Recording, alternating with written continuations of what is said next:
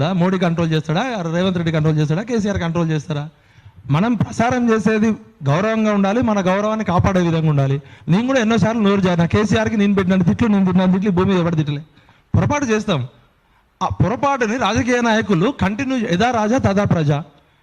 కేసీఆర్ గారు ఎన్ని మాట్లాడినా మనం ఆందోళన తిడుతున్నప్పుడు అబ్బాయి ఏం తిట్టిండు చంద్రబాబు నాయుడు అన్నాం. అదే మనకి రివర్స్ అయి తిడుతున్నప్పుడు మనం ఏది నేర్పితే అదే వస్తుంది.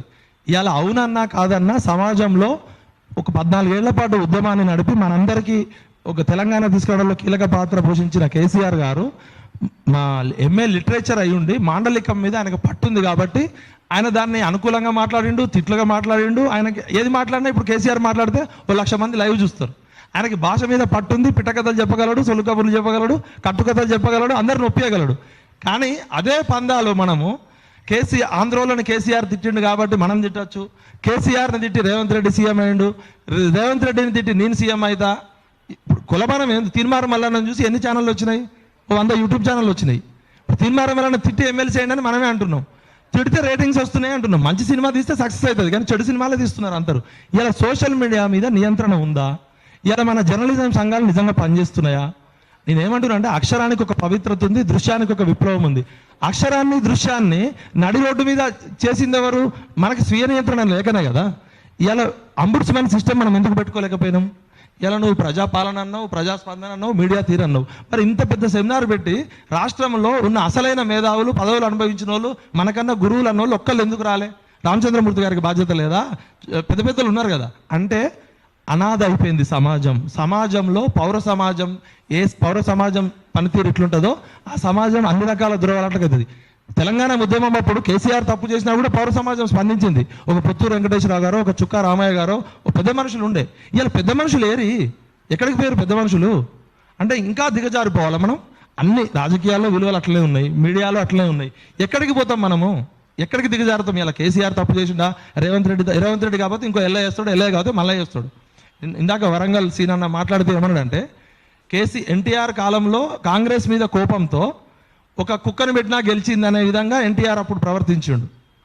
ఎన్టీఆర్ తర్వాత 20 ఏళ్ల కాలంలో ఆందోళన మీద కోపంతో కేసీఆర్ యొక్క ఉద్యమ శైలి, ఉద్యమ పందాతో చెప్పును పెట్టినా గెలిచింది. కేసీఆర్ గారు ఏమన్నారు? సీఎం సీట్ నా చెప్పుతో సమానం అన్నారు. ఒకసారి చెప్పును పెట్టినా గెలిచింది ఒక నెగిటివ్ ఓటు బ్యాంక్ తోటి. తర్వాత 20 ఏళ్ల తర్వాత అదే వరంగల్ సీనన్న ఏమన్నాడు? కేసీఆర్ మీద కోపంతో రేవంత్ రెడ్డి గారు గెలిచారు. కుక్క అయిపోయింది, చెప్పు అయిపోయింది. ఇప్పుడు వచ్చింది. రేపు పొద్దున భవిష్యత్తులో ఇంకా ఎలాంటి చిత్తపాలన చూడాలని భయపడుతున్నాం.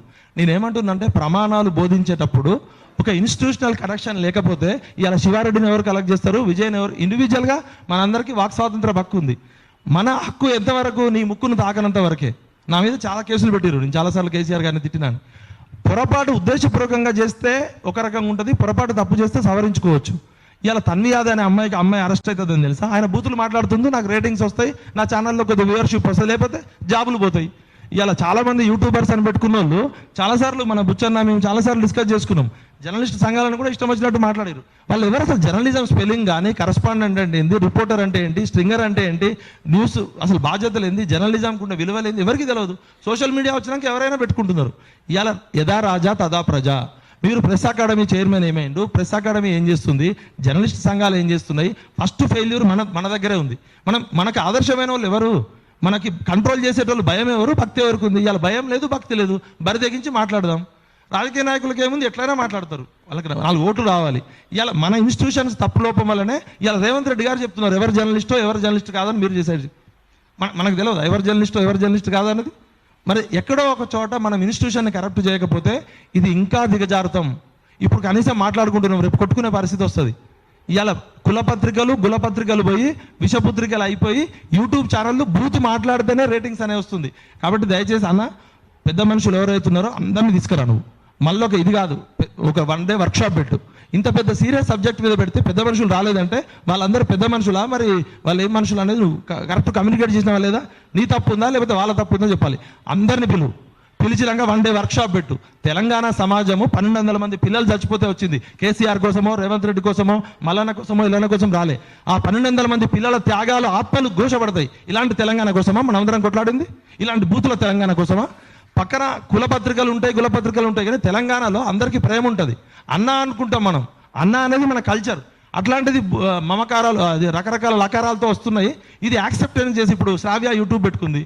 పొద్దున్న లేస్తే ఆ అమ్మాయి ఒక మాట్లాడుతుంటుంది, మల్లన్న మాట్లాడింది చూసి 100 ఛానళ్ళు వచ్చినాయి.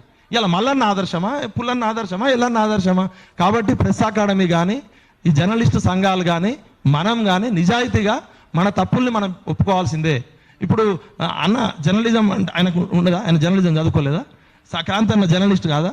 అక్కడ రాజకీయ పార్టీలో ఉన్నప్పుడు వాళ్ళని మనం ఏం అనలేము. కేసీఆర్ ఏదన్నా క్రాంతి అన్న తప్పు అనాల్సిందే, ఇవాళ రేవంత్ రెడ్డి ఏదన్నా అనాల్సిందే. ఒక మాట అన్నందుకు ఇవాళ 2 సంవత్సరాలు చూస్తున్నాం కదా.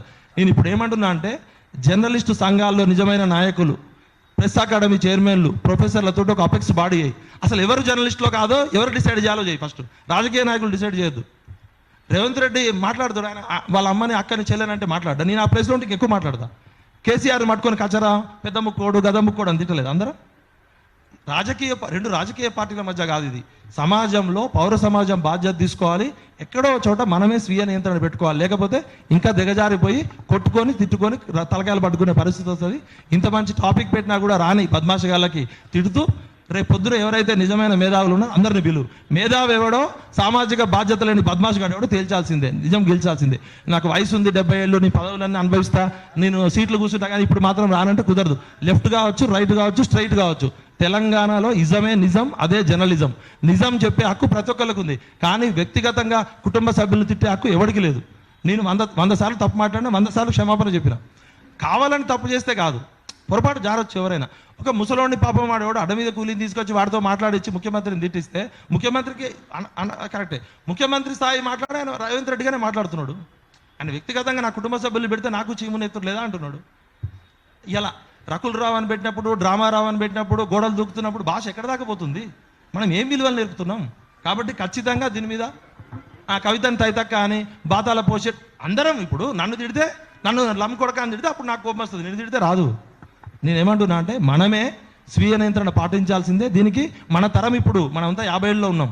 రేపు పొద్దున ఆ శ్రావ్య వాళ్ళు ఇంకా రేపు పొద్దున ఇదే జర్నలిజం అనుకుని ఇంకా ఆ తిరుపతి వాళ్ళు ఇందాక అంటున్నాడు ఆయన మళ్ళీ నన్ను చూసి ఇదే జర్నలిజం అనుకుంటుంటాడు. అబ్బాయి పేరు తిరుపతి. నేనేమంటున్నా అంటే ఫస్ట్ మనం ఇంటర్నల్గా కూర్చొని మనం చేసిన తప్పుల్ని మనం అంగీకరించాల్సిందే. గొంగట్లో కూర్చొని ఎంటికలు ఏరుకుంటే అది మనం మోసం చేసుకోవడం అవుతుంది. దయచేసి ఎవరైనా ఏమైనా హర్ట్ అయితే ఏమనుకోకండి. పార్టీలుగా ఎవరి ఐడియాలజీ వాళ్ళకు ఉంటుంది. ఇప్పుడు అన్న రైట్ 30 సంవత్సరాలు 40 సంవత్సరాల నుంచి ఆయన రైట్ పై సిన్సియర్గా పనిచేస్తున్నాడు. నాకు నచ్చకపోవచ్చు, అంకిత భావంతో ఎవరి ఐడియాలజీ వాళ్ళకి గొప్పగా ఉంటుంది. కానీ మనం డబుల్ గేమ్ ఆడి ట్రిపుల్ గేమ్ ఆడతామంటే మన ముఖం మీద మనమే పెండేసుకున్నట్టు ఉంటుంది. రేపు పొద్దున మనం ఏది ఇస్తే అదే రిటర్న్ వస్తుంది, ఇంకా స్పీడ్గా వస్తుంది. కాబట్టి కేసీఆర్ని తిట్టి రేవంత్ రెడ్డి ముఖ్యమంత్రి అయ్యిండు, రేవంత్ రెడ్డిని తిట్టి నేను ముఖ్యమంత్రి అవుతా, తిడితే గొప్ప జర్నలిస్ట్ అవుతా, 4 బూతులు మాట్లాడితే 4 యూట్యూబ్ వస్తుంది అనే ట్రెండ్ నడుస్తుంది. దయచేసి ఆ ట్రెండ్ పోగొట్టాలంటే మనమే బాధ్యత తీసుకుందాం. పబ్లిక్ ముందు కాకుండా మన ఇజ్జత్ మనమే తీసుకొని మన ఈగోని మనమే చంపుకుందాం. బయటోడు ఇజ్జత్ తీసే అవకాశం ఇవ్వకండి. Thank you విఠలన్న.